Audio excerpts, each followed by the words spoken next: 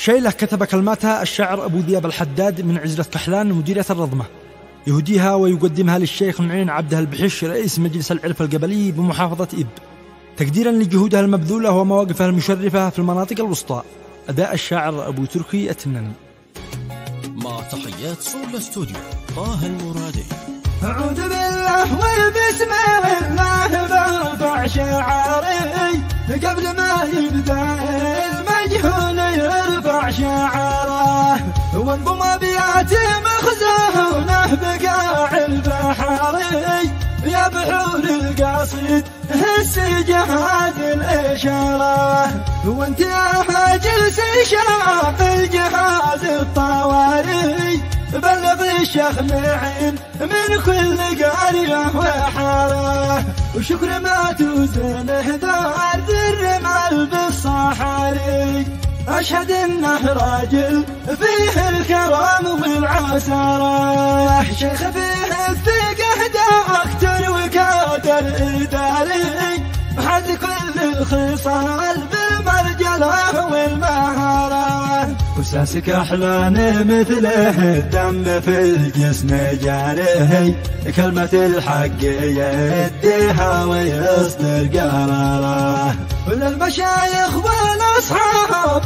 السجل التجاري لا من معاه مدخل 50 عمره، وصلحوا مثل ما صهله وكل نداري، نسأل الله ينرد حربه ويقوي مساره. انتهى عهد الاستبداد وعهد الجواري، وابتدى عهد صناع القرار والشطاره، انتبهنا تصدي كل حاقد مغاري، لا تصاحب بشر ما منه إلا الخسارة، انت ساس البلد والكل عارف وداره، انت من بيت له تاريخ وتوم حضاره،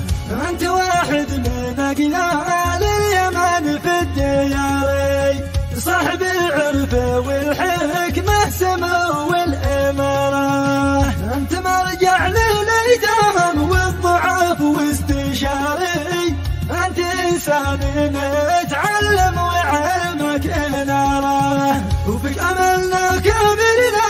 حتى راتيه طاري، والذي ما معه فانت أخوه وانت جاره، وقد قلوب البشر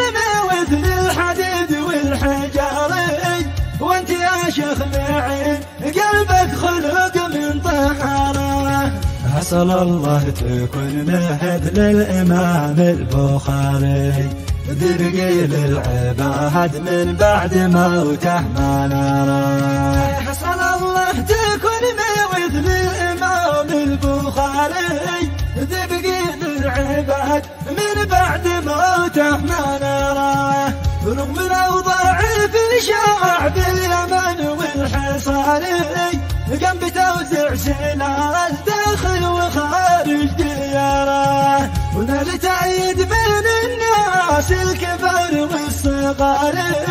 حسنك أحلام يشهد له وتشهد حجاره، واشهد يا شوامخ واشهد يا البراري، انه الشخص ذي فيه الثقة والجاه.